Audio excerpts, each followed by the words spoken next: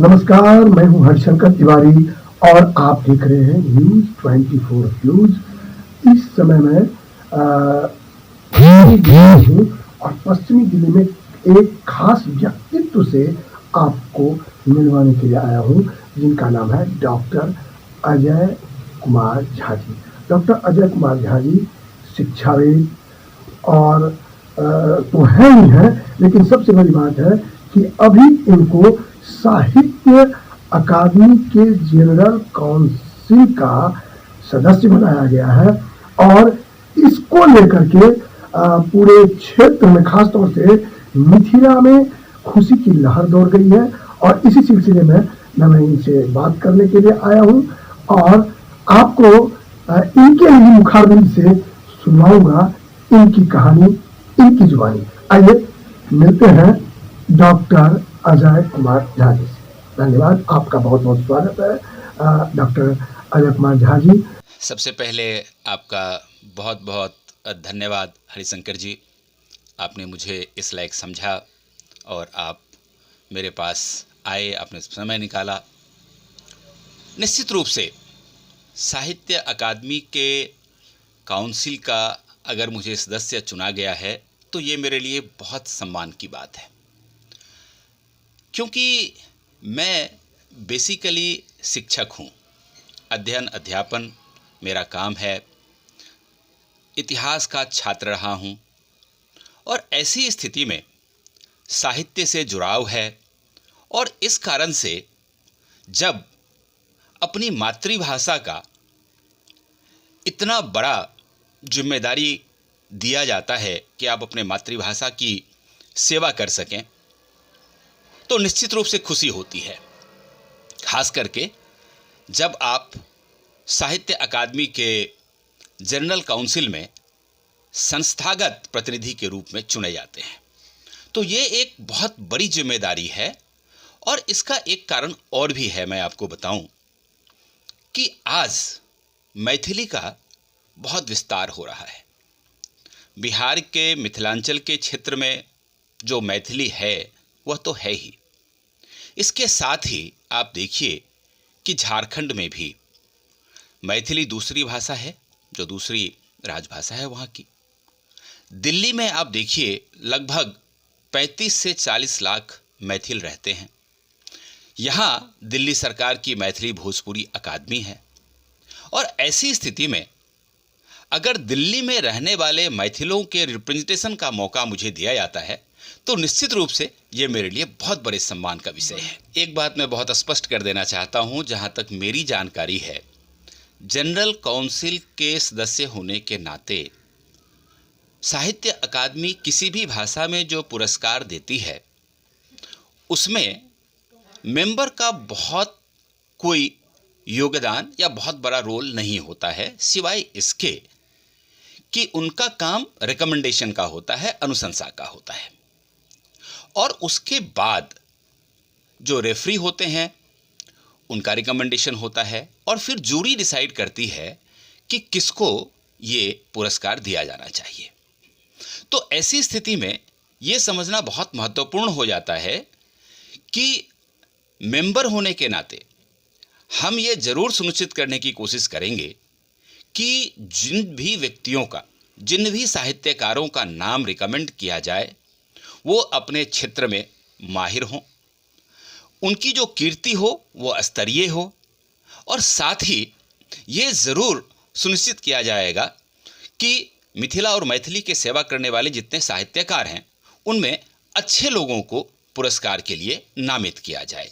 लेकिन एक बात मैं यह भी आपको बता दूं कि एक बार जब इनका अनुशंसा जनरल काउंसिल से हो जाता है, उसके बाद जूरी के कौन सदस्य होंगे, रेफरी कौन होंगे, इनकी जानकारी बहुत ही गोपनीय होती है। और इसके बारे में जानकारी मेंबर को तो क्या, कोऑर्डिनेटर को भी नहीं होता।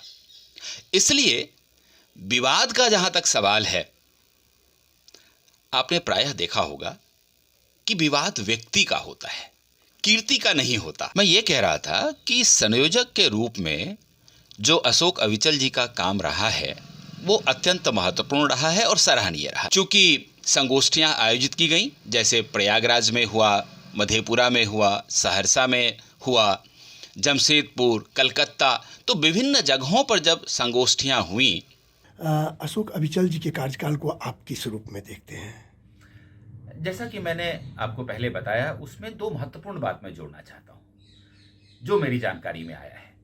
एक बात तो ये कि जैसा कि हम सब लोगों को पता है कि पहले क्या होता था कि सिर्फ एक सदस्य को मौका मिलता था साहित्य अकादमी के जनरल काउंसिल में मेंबर बनने के लिए, लेकिन इस बार उनके प्रयास से 3 सदस्य चयनित हुए हैं, जिनमें एक मैं भी हूं, एक बिहार सरकार की तरफ से हैं, और दूसरा जो इमिनेंट राइटर की कैटेगरी है उसमें प्रोफेसर नचिकेता जी हैं।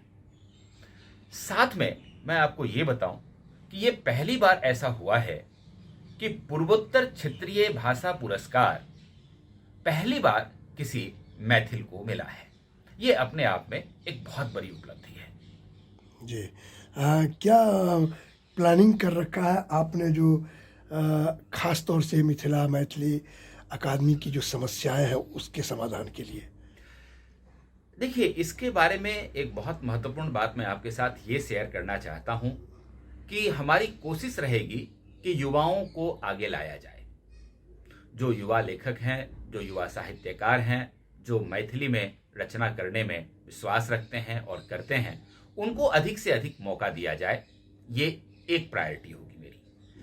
दूसरी बात ये होगी कि साहित्य को हम सिर्फ कथा लेखन या फिर कविता लेखन या फिर उपन्यास लेखन तक सीमित ना रखें। मैथिली भाषा में मेरे अनुसार जो मेरा व्यक्तिगत विचार है, जो मेरा अनुभव है, वो ये कहता है कि ज्ञान आधारित पुस्तकों की काफी कमी है। तो ऐसे लोग जो साहित्य से, भाषा से इतर इतिहास में, राजनीति शास्त्र में, समाज शास्त्र में, अर्थशास्त्र में या विज्ञान में, इन चीजों में, इन विषयों के ऊपर ज्ञान आधारित पुस्तकें लिखेंगे तो उनको भी ज्यादा से ज्यादा इनकरेज करने की हम लोग कोशिशों में, इन विषयों के ऊपर ज्ञान आधारित पुस्तकें लिखेंगे तो उनको भी ज्यादा से ज्यादा इनकरेज करने की हम लोग कोशिश करेंगे।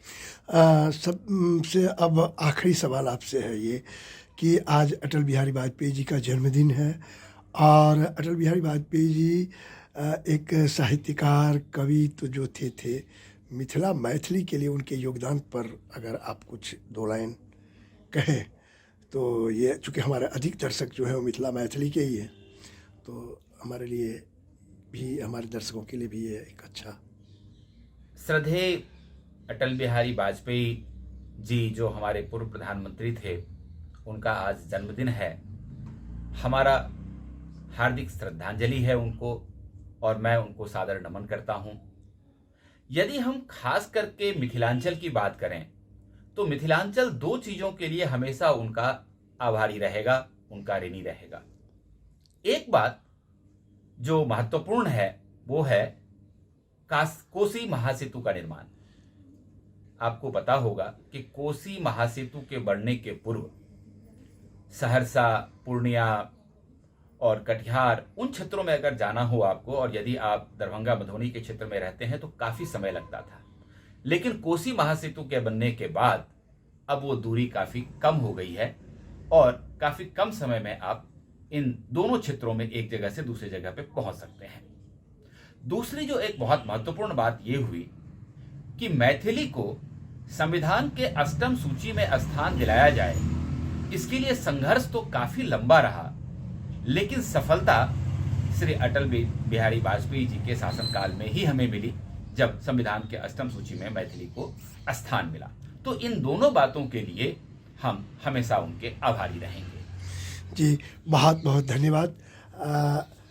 ये आपने जो भी बताया बहुत ही अच्छी बातें बताई और मैं उम्मीद करता हूँ कि डॉक्टर अजय झा जी के नेतृत्व में साहित्य अकादमी अजय रहेगा, अंतर्राष्ट्रीय स्तर पर और ख्याति प्राप्त करेगा और प्रतिष्ठित होगा। इन्हीं शुभकामनाओं के साथ तमाम मिथिला मैथिली के जो लोग हैं, भाषाभाषी है, मैथिली भाषाभाषी, उनको भी बहुत बहुत धन्यवाद और आपको भी बहुत बहुत बधाई। होगा क्या ये तो आने वाला समय बताएगा। फिलहाल कैमरा पर्सन के साथ मैं हरिशंकर तिवारी, पश्चिमी दिल्ली, न्यूज़ 24।